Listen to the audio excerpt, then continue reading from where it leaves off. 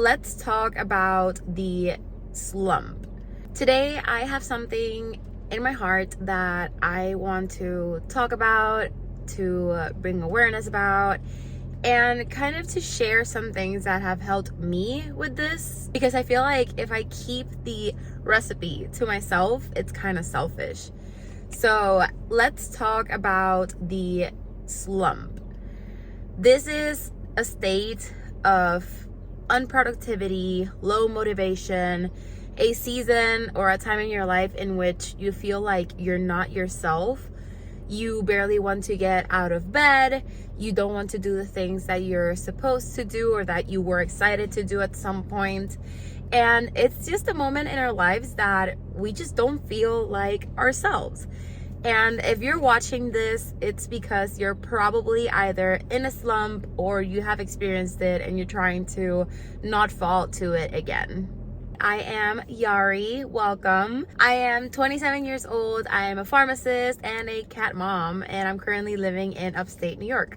I am also a struggling pharmacist. Maybe you could relate. I graduated in May of 2022 and I'm struggling to pass my NAPLEX, which is the exam to be able to obtain my pharmacist license. So anyways, with this struggle and also the winter approaching, I feel like the slump can take over me at any moment now. But I am planning on not letting it do that to me this time.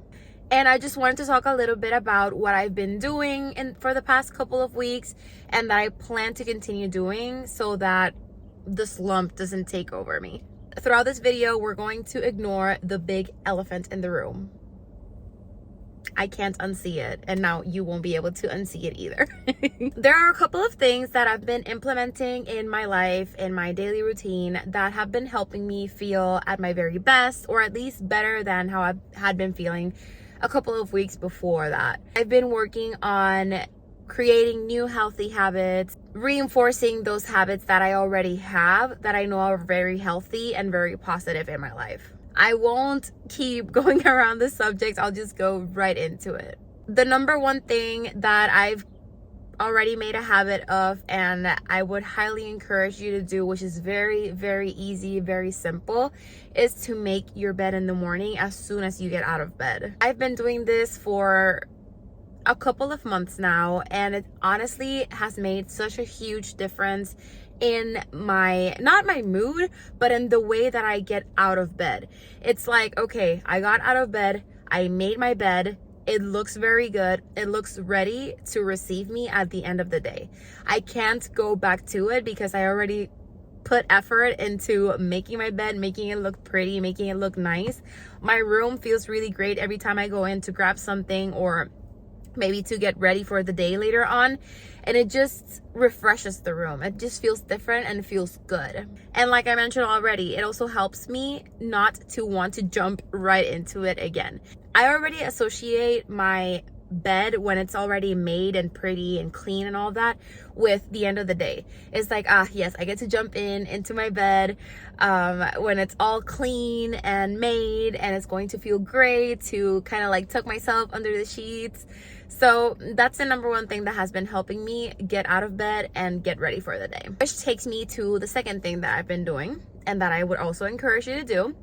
And this is getting ready for the day, getting out of your PJs and putting on some clothes that you feel productive in and that make you feel good about yourself too, because this will determine your mindset for the rest of the day.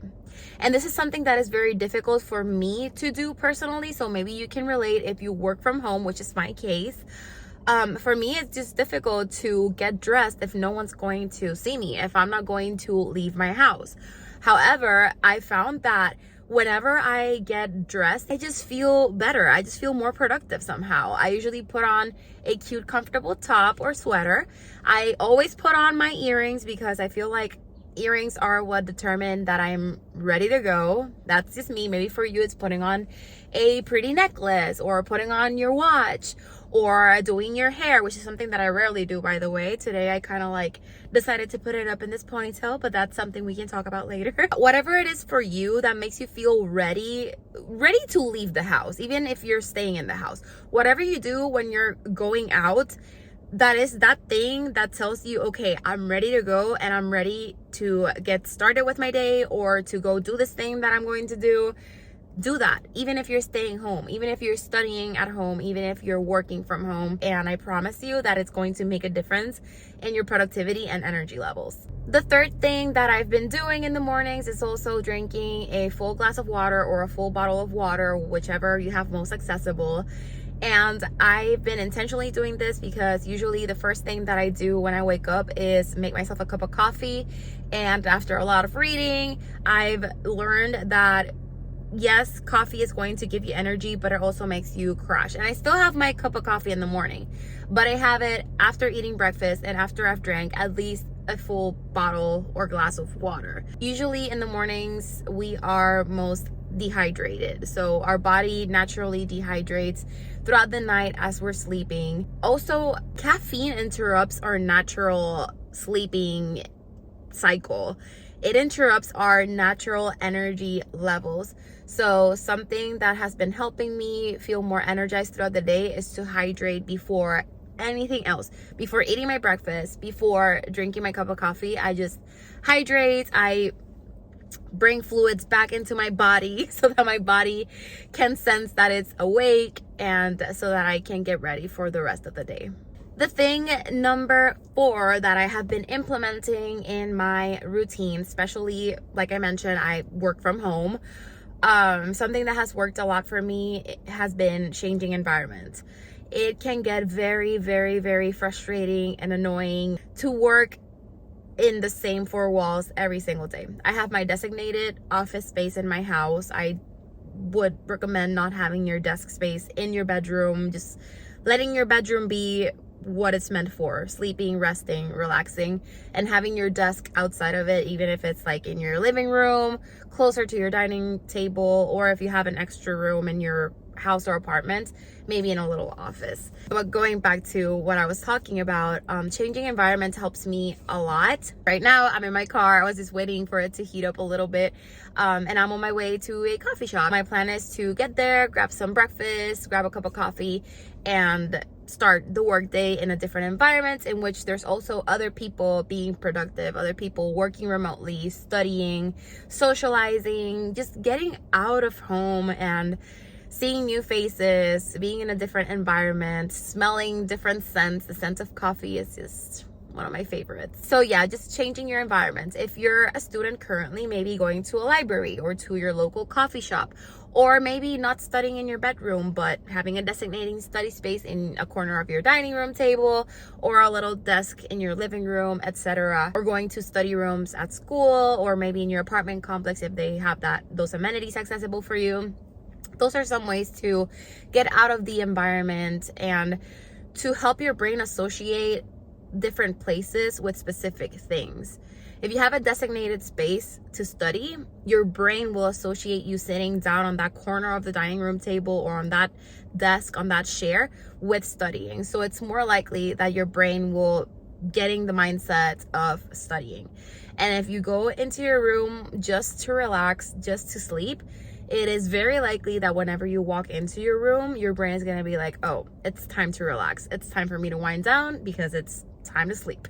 The 5th thing that I have been doing, and the last of my list of things that have helped me not get in a slump, plan my day. Planning my day has helped me a lot in the sense that I feel like my mind is a little bit more decluttered, or less cluttered, however it sounds better. I feel more organized and more in control. So I work remotely. I work from 9 to 5. I'm also studying for my license exam.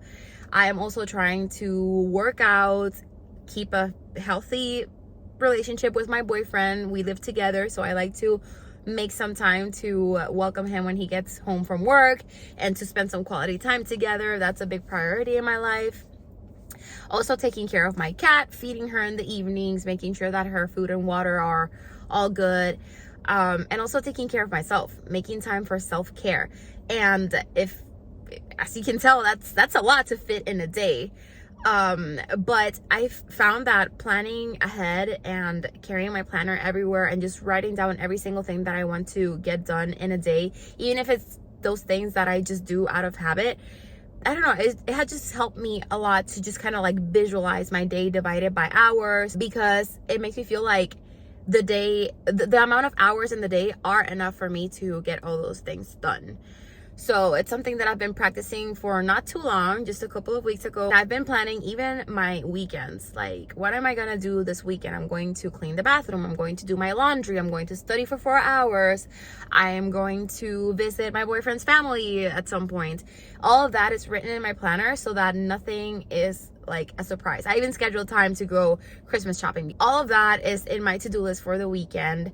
And I still haven't scheduled it into blocks, into the specific times, because my weekends are more unpredictable depending if we have the energy to like go out for a dinner date or for a hike or whatever comes to our minds.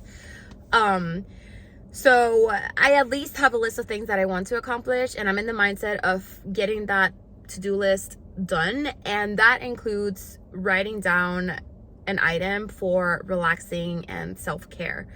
You just can't forget to schedule in time for self-care and relaxation, and to just wind down and recharge, to feel better at the end of the day, and also to get ready for the next morning.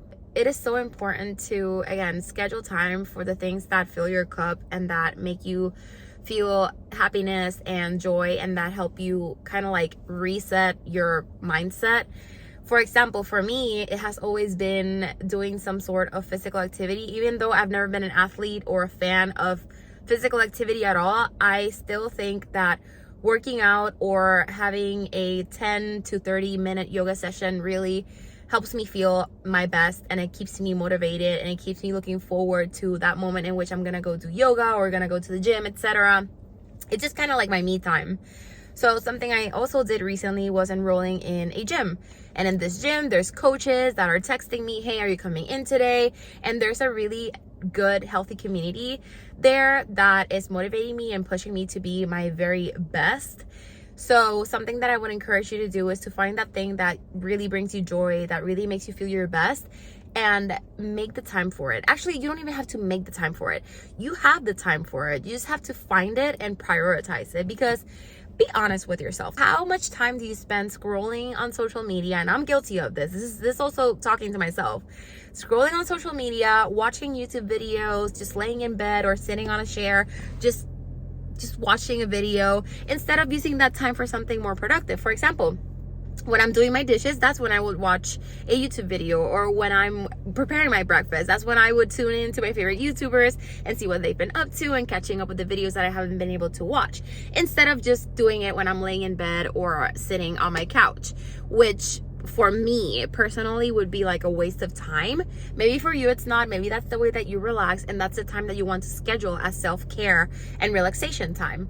So just make sure that you find the time for those things, and that you intentionally schedule that time, and that you prioritize it. Just be very intentional about it. Make sure that you take at least an hour or two out of your busy schedule, your busy day as a student, as a young professional, as a mom, as a girlfriend, a boyfriend. Like, we all have different identities that we have to live and commit to every single day. So just make sure that out of all those things that you have to do, you also schedule time for the things that you want to do, that are good for you and that will bring you joy. So like I mentioned at the beginning of this video, these are just some things that have been working for me. You can take or leave anything that you think you could apply to your life, to your current routine. I hope that this was somehow helpful for you, that it has inspired you to try implementing a new habit in your life. I am no mental health professional at all. These are just, again, things that have worked for me, that I would highly encourage you to try and to modify it depending on your schedule, your interests, and your goals. That is how I will be trying to prevent falling into a slump during this holiday season. I hope that you don't fall into it either. Let's make sure that we keep our brains nourished, energized, and that we're making the most of our time in the day. If you would like to share what you do whenever you notice that you're in a slump to try to get out of it, or how you're trying to prevent falling into a slump this year, feel free to leave it down in the comments. I would love to read some more suggestions and more of the things that you are doing. If you like this type of video, just let me know, because I would love to create some more and just to talk about life and how to go through life and how to do life. I would love to share more insight with all of you, and also to hear everything that you do as you go through life. Thank you so much for watching, and I hope to see you again soon.